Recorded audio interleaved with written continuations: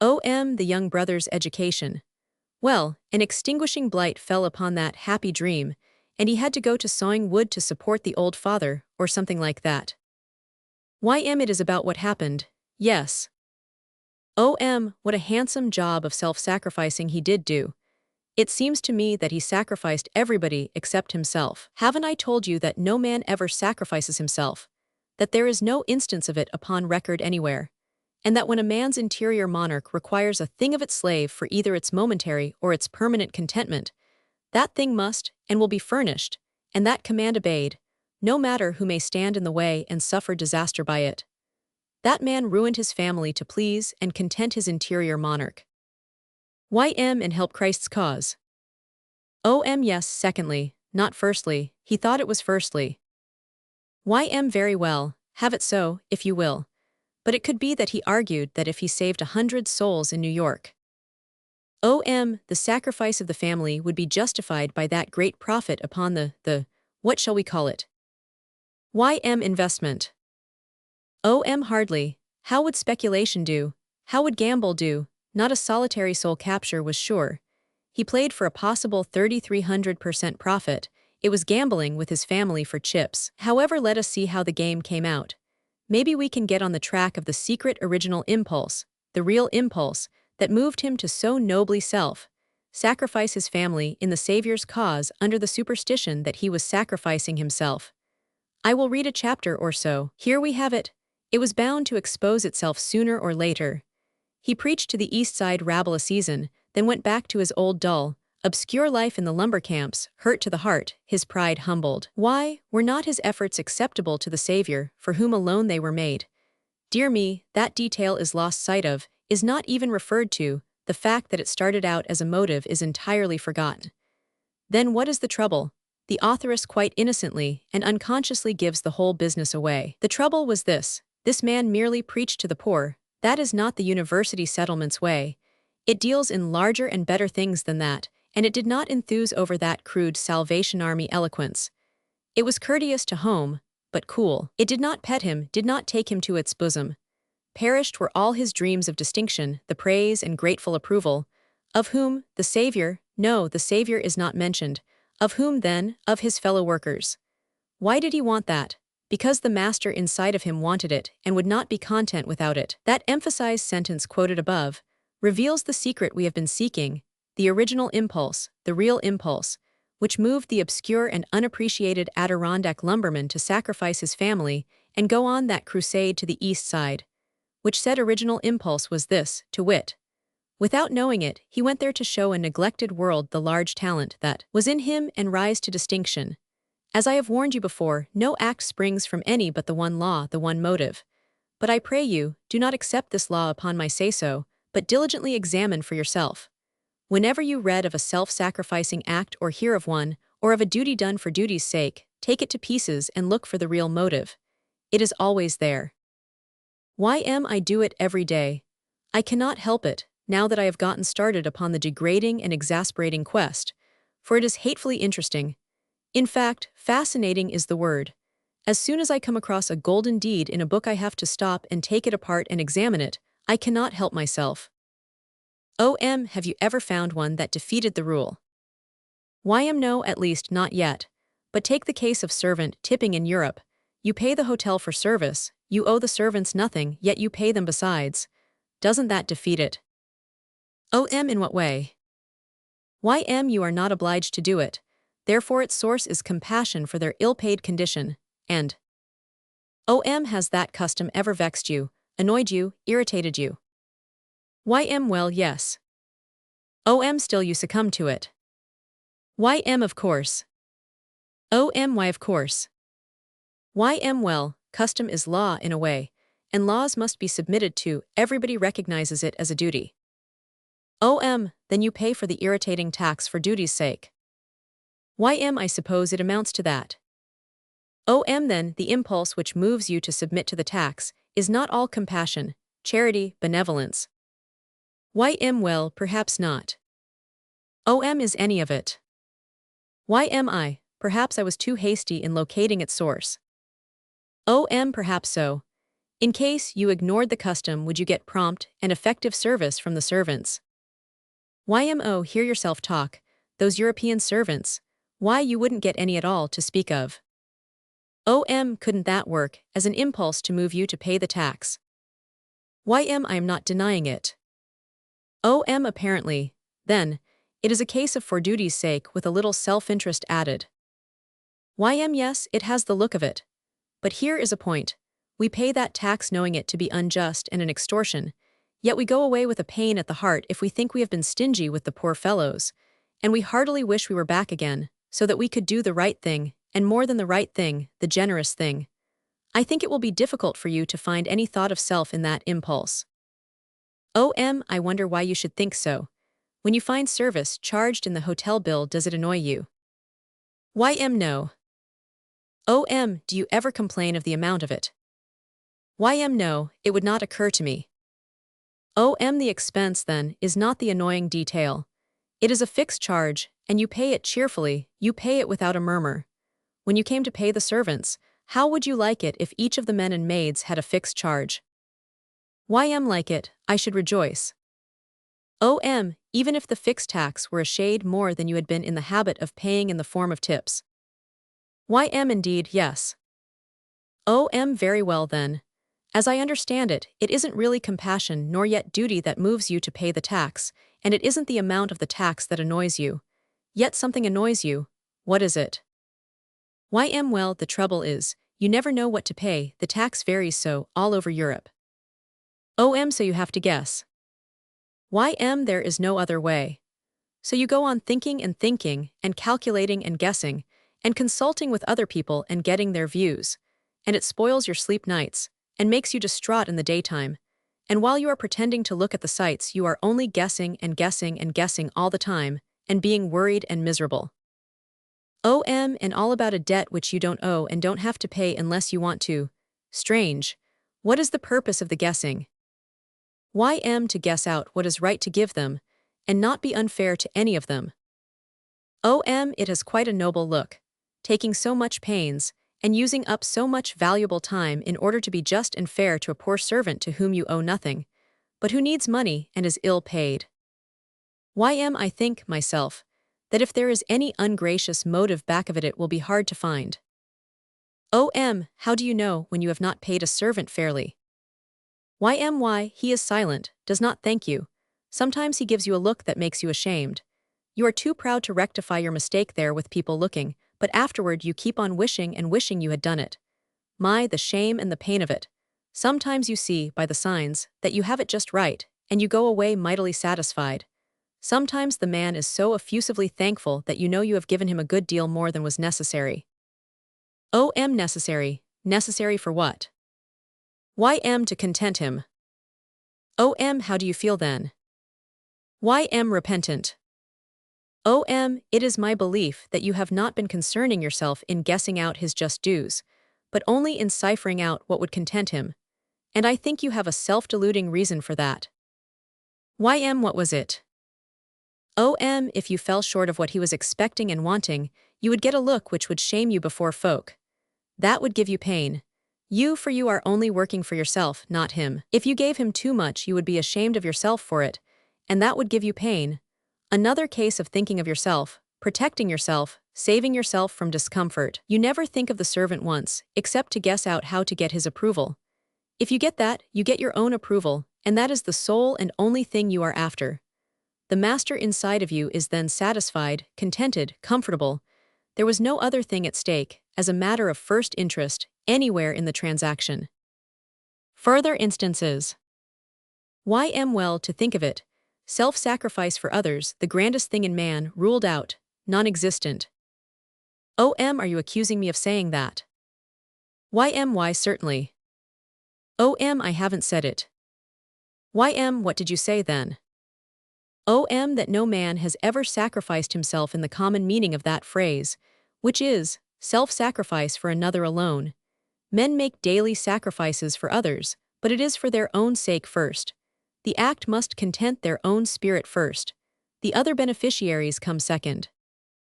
And the same with duty for duty's sake. Yes. No man performs a duty for mere duty's sake. The act must content his spirit first. He must feel better for doing the duty than he would for shirking it. Otherwise, he will not do it. Take the case of the Berkeley Castle.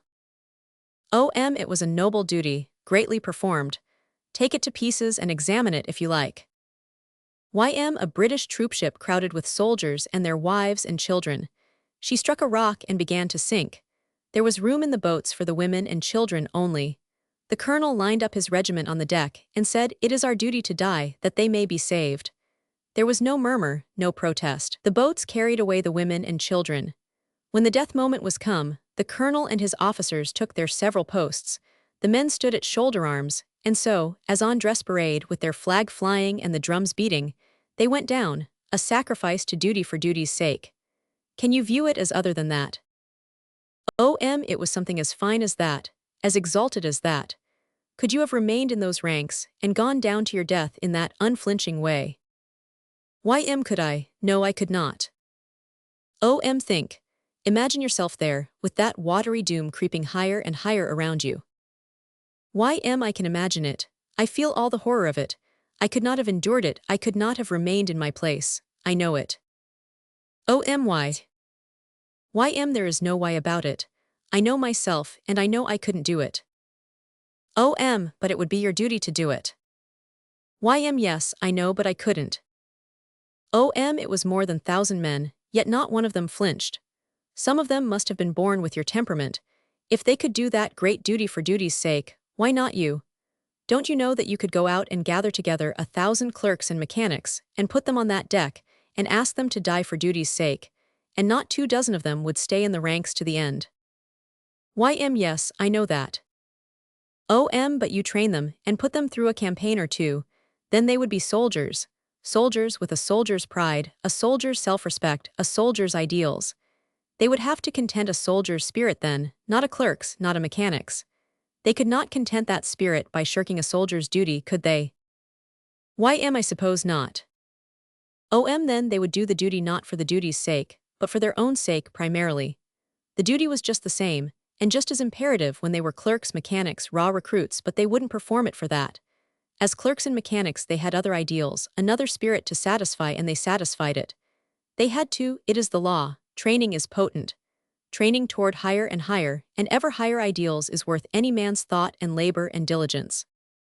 Consider the man who stands by his duty, and goes to the stake, rather than be recreant to it. It is his make and his training. He has to content the spirit that is in him, though it cost him his life. Another man, just as sincerely religious, but of different temperament, will fail of that duty, though recognizing it as a duty and grieving to be unequal to it. But he must content the spirit that is in him. He cannot help it. He could not perform that duty for duty's sake, for that would not content his spirit, and the contenting of his spirit must be looked to first. It takes precedence of all other duties. Take the case of a clergyman of stainless private morals who votes for a thief for public office, on his own party's ticket, and against an honest man on the other ticket. He has to content his spirit. He has no public morals. He has no private ones, where his party's prosperity is at stake. He will always be true to his make and training. Chapter 4. Training. Young man, you keep using that word, training. By it do you particularly mean? Old man, study, instruction, lectures, sermons. That is a part of it, but not a large part. I mean all the outside influences. There are a million of them. From the cradle to the grave, during all his waking hours, the human being is under training. In the very first rank of his trainers stands association. It is his human environment which influences his mind and his feelings, furnishes him his ideals, and sets him on his road and keeps him in it. If he leave that road, he will find himself shunned by the people whom he most loves and esteems, and whose approval he most values. He is a chameleon. By the law of his nature he takes the color of his place of resort. The influences about him create his preferences, his aversions, his politics, his tastes, his morals, his religion. He creates none of these things for himself. He thinks he does, but that is because he has not examined into the matter. You have seen Presbyterians. Many. How did they happen to be Presbyterians, and not Congregationalists? And why were the Congregationalists not Baptists, and the Baptists Roman Catholics, and the Roman Catholics Buddhists, and the Buddhists Quakers, and the Quakers Episcopalians, and the Episcopalians Millerites, and the Millerites Hindus, and the Hindus atheists, and the atheists spiritualists, and the spiritualists agnostics, and the agnostics Methodists, and the Methodists Confucians, and the Confucians Unitarians, and the Unitarians Mohammedans, and the Mohammedans Salvation Warriors, and the Salvation Warriors Zoroastrians, and the Zoroastrians Christian Scientists, and the Christian Scientists Mormons, and so on. You may answer your question yourself. That list of sects is not a record of studies, searchings, seekings after light. It mainly and sarcastically indicates what association can do.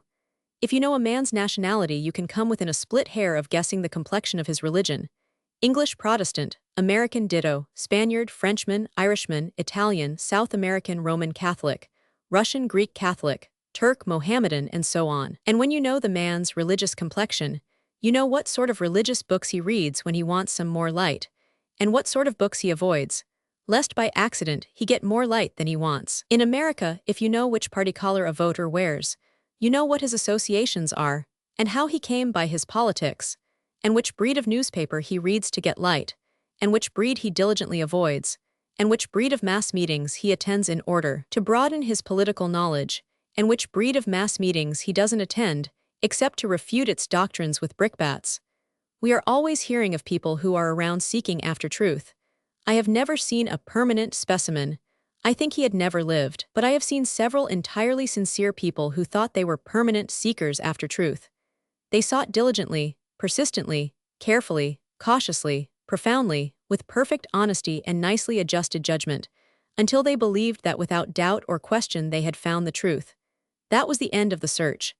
The man spent the rest of his life hunting up shingles wherewith to protect his truth from the weather. If he was seeking after political truth, he found it in one or another of the 100 political gospels which govern men in the earth. If he was seeking after the only true religion, he found it in one or another of the 3,000 that are on the market. In any case, when he found the truth, he sought no further. But from that day forth, with his soldering iron in one hand and his bludgeon in the other, he tinkered its leaks, and reasoned with objectors. There have been innumerable temporary seekers of truth. Have you ever heard of a permanent one? In the very nature of man, such a person is impossible. However, to drop back to the text, training, all training is one form or another of outside influence, and association is the largest part of it. A man is never anything but what his outside influences have made him.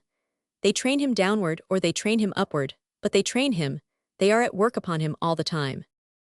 Then, if he happen by the accidents of life to be evilly placed, there is no help for him, according to your notions. He must train downward. No help for him, no help for this chameleon, it is a mistake. It is in his chameleonship that his greatest good fortune lies. He has only to change his habitat, his associations. But the impulse to do it must come from the outside. He cannot originate it himself with that purpose in view. Sometimes a very small and accidental thing can furnish him the initiatory impulse and start him on a new road with a new idea. The chance remark of a sweetheart, "I hear that you are a coward," may water a seed that shall sprout and bloom and flourish, and ended in producing a surprising fruitage in the fields of war. The history of man is full of such accidents. The accident of a broken leg brought a profane and ribald soldier under religious influences and furnished him a new ideal. From that accident sprang the order of the Jesuits, and it has been shaking thrones, changing policies, and doing other tremendous work for 200 years, and will go on. The chance reading of a book or of a paragraph in a newspaper can start a man on a new track and make him renounce his old associations and seek new ones that are in sympathy with his new ideal. And the result, for that man, can be an entire change of his way of life. Are you hinting at a scheme of procedure? Not a new one, an old one, old as mankind. What is it? Merely the laying of traps for people. Traps baited with initiatory impulses toward high ideals. It is what the tract distributor does. It is what the missionary does. It is what governments ought to do. Don't they? In one way they do, in another they don't. They separate the smallpox patients from the healthy people, but in dealing with crime, they put the healthy into the pest house along with the sick. That is to say, they put the beginners in with the confirmed criminals. This would be well if man were naturally inclined to good, but he isn't, and so association makes the beginners worse than they were when they went into captivity. It is putting a very severe punishment upon the comparatively innocent at times. They hang a man, which is a trifling punishment. This breaks the hearts of his family, which is a heavy one.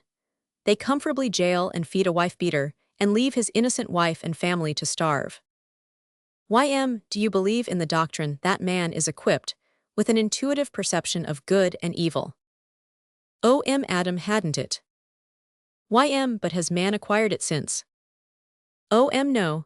I think he has no intuitions of any kind. He gets all his ideas, all his impressions from the outside.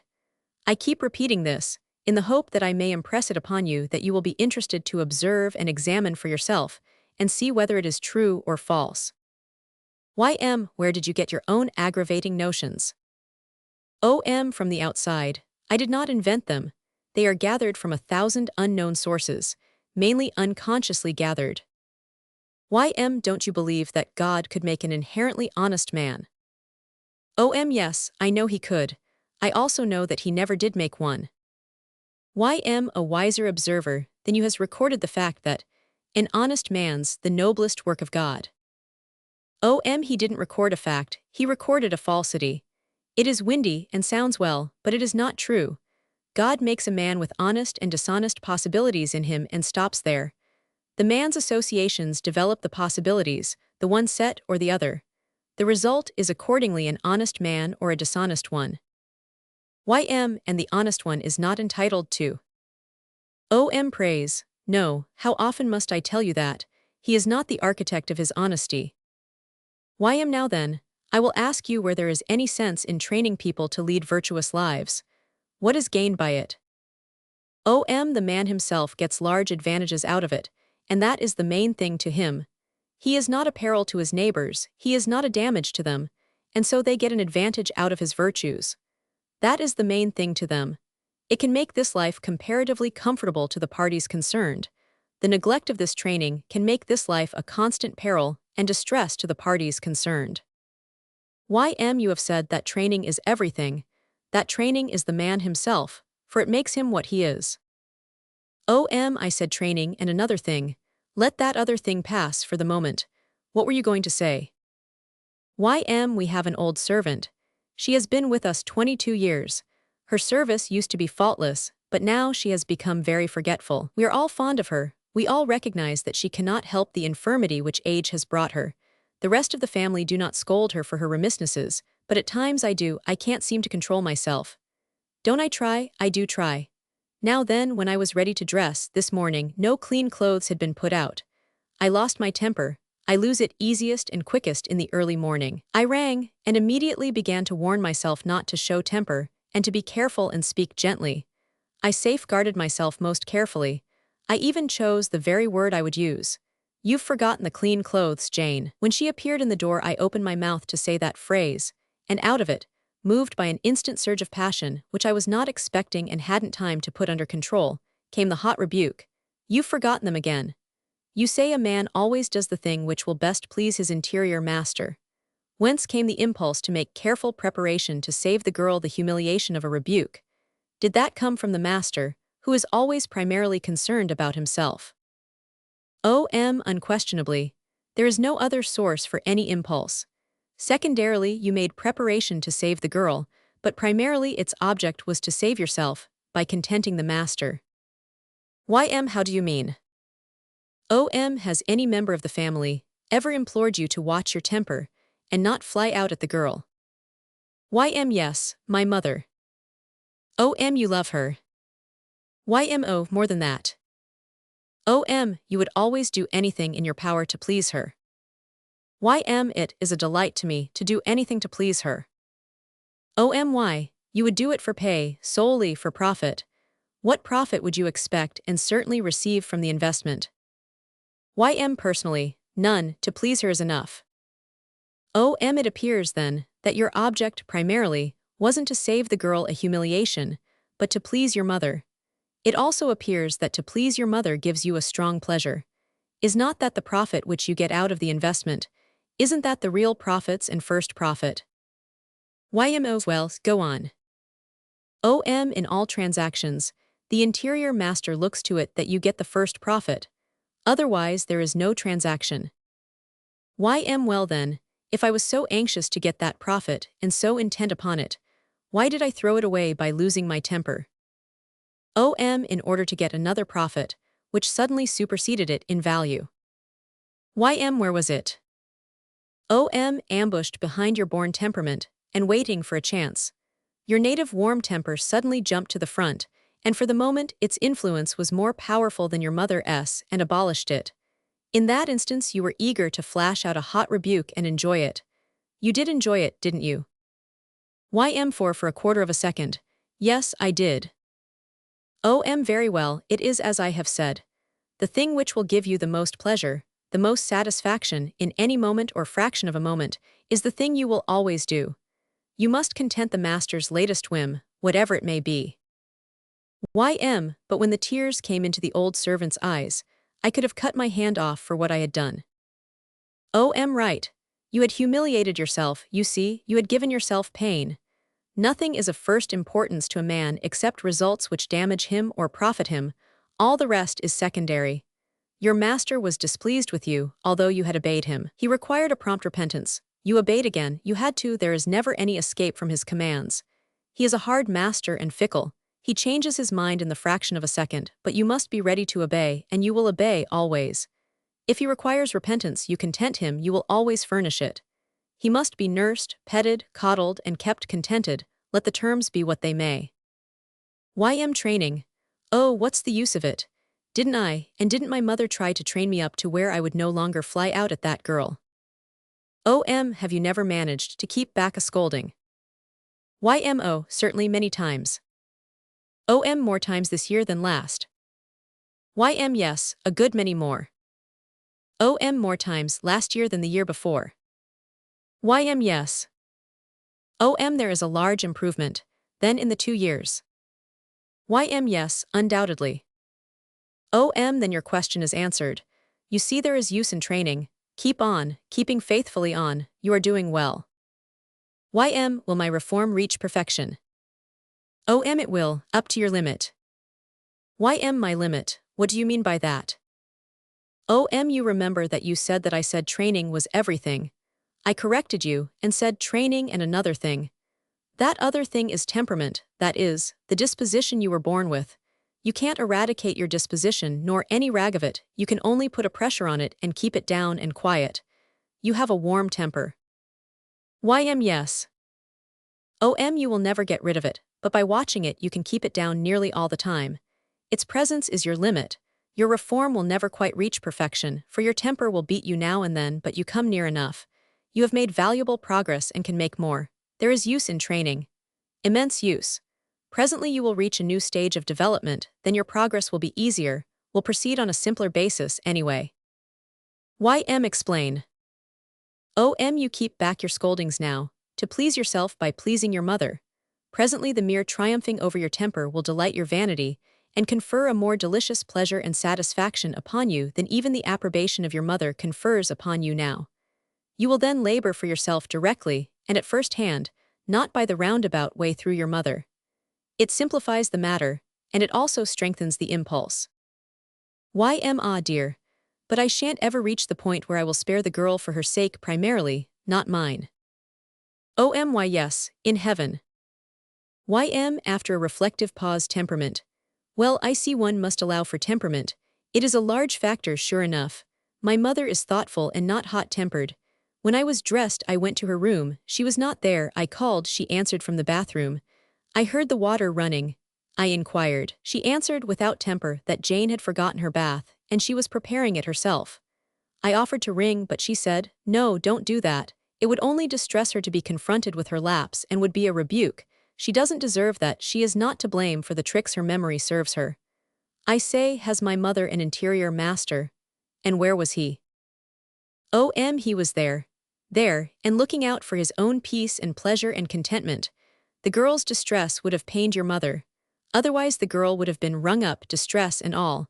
I know women who would have gotten a no-one pleasure out of ringing Jane up, and so they would infallibly have pushed the button and obeyed the law of their make and training, which are the servants of their interior masters.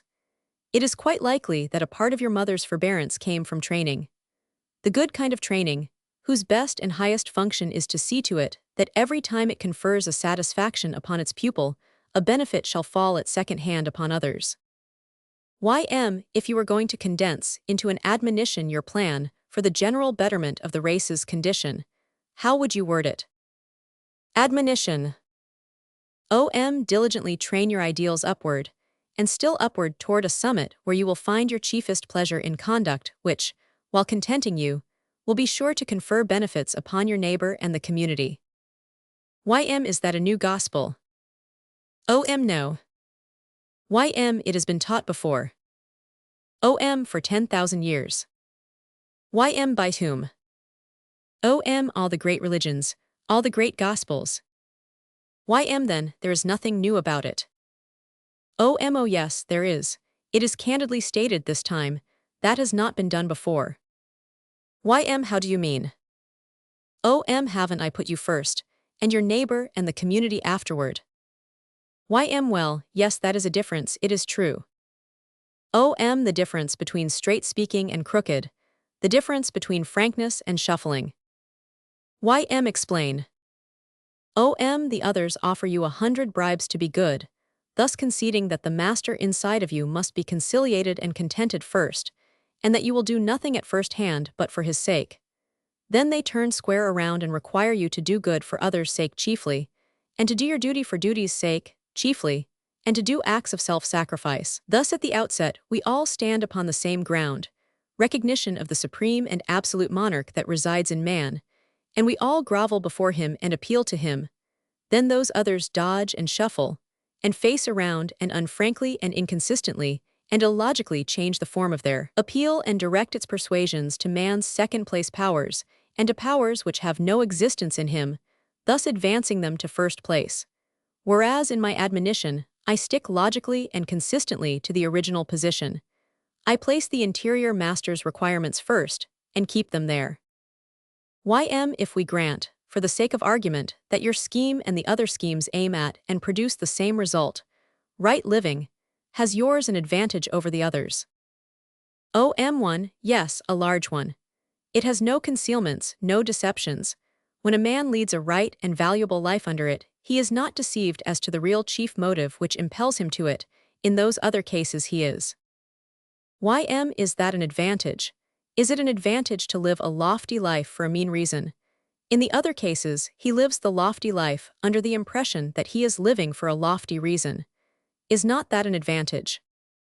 Perhaps so. The same advantage he might get out of thinking himself a duke, and living a duke's life and parading in ducal fuss and feathers, when he wasn't a duke at all, and could find it out if he would only examine the herald's records. But anyway, he is obliged to do a duke's part. He puts his hand in his pocket and does his benevolences on as big a scale as he can stand, and that benefits the community. He could do that without being a duke. But would he? Don't you see where you are arriving? Where? At the standpoint of the other schemes.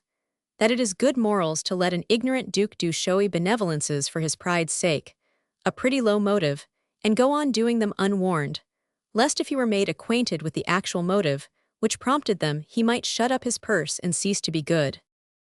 But isn't it best to leave him in ignorance, as long as he thinks he is doing good for others' sake? Perhaps so. It is the position of the other schemes. They think humbug is good enough morals when the dividend on it is good deeds and handsome conduct. It is my opinion that under your scheme of a man's doing a good deed for his own sake first off, instead of first for the good deed's sake, no man would ever do one. Have you committed a benevolence lately? Yes, this morning. Give the particulars. The cabin of the old Negro woman who used to nurse me when I was a child, and who saved my life once at the risk of her own, was burned last night, and she came mourning this morning, and pleading for money to build another one. You furnished it. Certainly. You were glad you had the money. Money, I hadn't, I sold my horse. You were glad you had the horse. Of course I was. For if I hadn't had the horse I should have been incapable, and my mother would have captured the chance to set old Sally up. You were cordially glad you were not caught out, and incapable. I just was. Now then. Stop where you are. I know your whole catalog of questions, and I could answer every one of them without your wasting the time to ask them. But I will summarize the whole thing in a single remark. I did the charity knowing it was because the act would give me a splendid pleasure, and because old Sally's moving gratitude and delight would give me another one, and because the reflection that she would be happy now and out of her trouble would fill me full of happiness. I did the whole thing with my eyes open, and recognizing and realizing that I was looking out for my share of the profits first. Now then, I have confessed. Go on. I haven't anything to offer. You have covered the whole ground.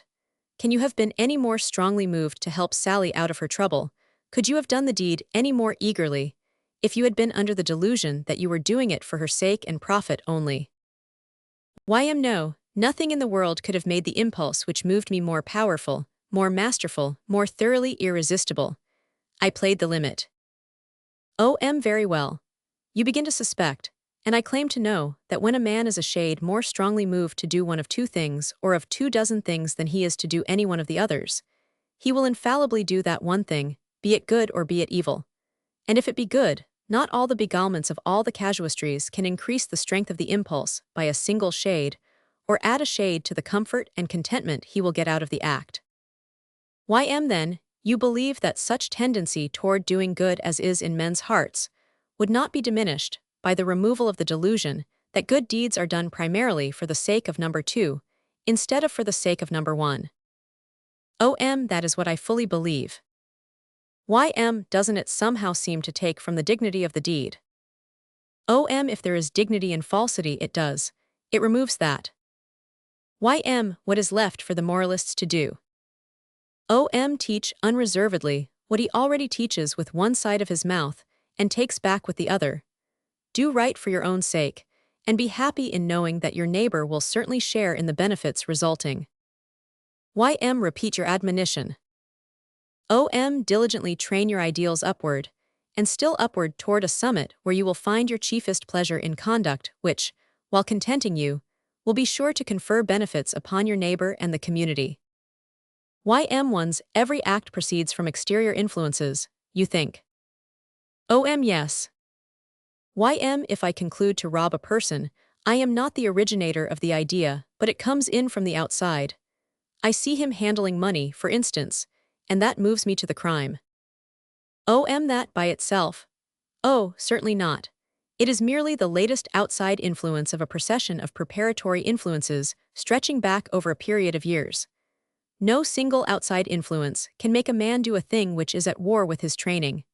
The most it can do is to start his mind on a new tract and open it to the reception of new influences, as in the case of Ignatius Loyola. In time, these influences can train him to a point where it will be consonant with his new character to yield to the final influence and do that thing. I will put the case in a form which will make my theory clear to you, I think. Here are 2 ingots of virgin gold. They shall represent a couple of characters, which have been refined and perfected in the virtues by years of diligent right training. Suppose you wanted to break down these strong and well-compacted characters. What influence would you bring to bear upon the ingots? Work it out yourself. Proceed. Suppose I turn upon one of them a steam jet during a long succession of hours. Will there be a result? None that I know of.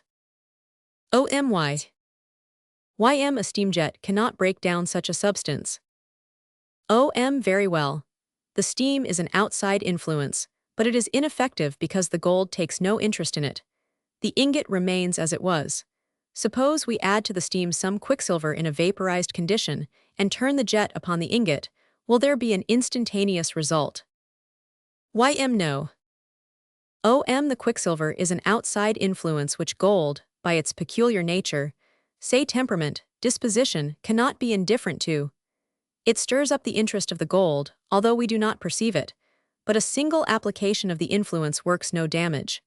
Let us continue the application in a steady stream, and call each minute a year. By the end of 10 or 20 minutes, 10 or 20 years, the little ingot is sodden with quicksilver, its virtues are gone, its character is degraded. At last it is ready to yield to a temptation which it would have taken no notice of 10 or 20 years ago. We will apply that temptation in the form of a pressure of my finger. You note the result. Yes, the ingot has crumbled to sand. I understand now. It is not the single outside influence that does the work, but only the last one of a long and disintegrating accumulation of them. I see now how my single impulse to rob the man is not the one that makes me do it, but only the last one of a preparatory series. You might illustrate with a parable. A parables. I will. There was once a pair of New England boys, twins. They were alike in good dispositions, feckless morals, and personal appearance. They were the models of the Sunday school. At 15, George had the opportunity to go as cabin boy in a whaleship and sailed away for the Pacific. Henry remained at home in the village. At 18, George was a sailor before the mast, and Henry was teacher of the advanced Bible class. At 22, George, through fighting habits and drinking habits acquired at sea and in the sailor boarding houses of the European and Oriental ports, was a common rough in Hong Kong and out of a job, and Henry was superintendent of the Sunday school. At 26, George was a wanderer, a tramp, and Henry was pastor of the village church. Then George came home and was Henry's guest. One evening a man passed by and turned down the lane, and Henry said with a pathetic smile, "Without intending me a discomfort, that man is always keeping me reminded of my pinching poverty, for he carries heaps of money about him, and goes by here every evening of his life." That outside influence, that remark, was enough for George, but it was not the one that made him ambush the man and rob him.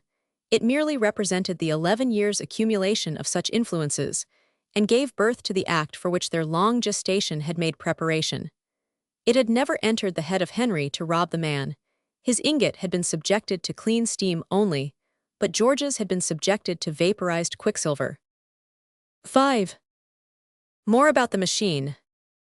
Note, when Mrs. W. asks how can a millionaire give a single dollar to colleges and museums while one human being is destitute of bread, she has answered her question herself. Her feeling for the poor shows that she has a standard of benevolence. There, she has conceded the millionaire's privilege of having a standard. Since she evidently requires him to adopt her standard, she is by that act requiring herself to adopt his. The human being always looks down when he is examining another person's standard. He never finds one that he has to examine by looking up. The man machine again. Young man, you really think man is a mere machine? Old man, I do. And that his mind works automatically and is independent of his control, carries on thought on its own hook. Yes.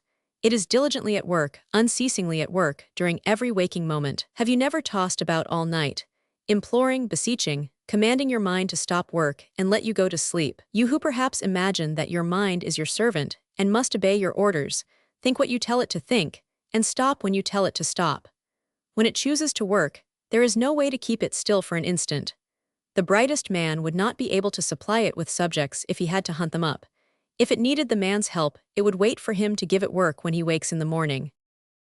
Maybe it does.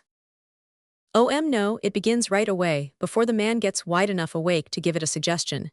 He may go to sleep saying, "The moment I wake I will think upon such and such a subject," but he will fail. His mind will be too quick for him. By the time he has become nearly enough awake to be half-conscious, he will find that it is already at work upon another subject. Make the experiment and see. At any rate, he can make it stick to a subject if he wants to. Not if it find another that suits it better. As a rule it will listen to neither a dull speaker nor a bright one. It refuses all persuasion. The dull speaker wearies it and sends it far away in idle dreams. The bright speaker throws out stimulating ideas which it goes chasing after and is at once unconscious of him and his talk. You cannot keep your mind from wandering, if it wants to. It is master, not you. After an interval of days. Now, dreams, but we will examine that later. Meantime, did you try commanding your mind to wait for orders from you and not do any thinking on its own hook? Yes. I commanded it to stand ready to take orders when I should wake in the morning. Did it obey? No. It went to thinking of something of its own initiation, without waiting for me. Also, as you suggested, at night I appointed a theme for it to begin on in the morning, and commanded it to begin on that one and no other. Did it obey? No. How many times did you try the experiment? 10. How many successes did you score? Not one. It is as I have said. The mind is independent of the man. He has no control over it, it does as it pleases. It will take up a subject in spite of him, it will stick to it in spite of him, it will throw it aside in spite of him. It is entirely independent of him. Go on, illustrate. Do you know chess? I learned it a week ago. Did your mind go on playing the game all night that first night? Don't mention it. It was eagerly, unsatisfiably interested. It rioted in the combinations. You implored it to drop the game and let you get some sleep. Yes. It wouldn't listen, it played right along. It wore me out and I got up haggard and wretched in the morning.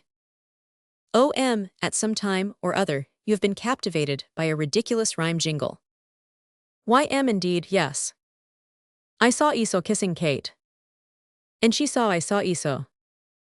I saw Esau, he saw Kate. And she saw. And so on. My mind went mad with joy over it. It repeated it all day and all night for a week in spite of all I could do to stop it, and it seemed to me that I must surely go crazy.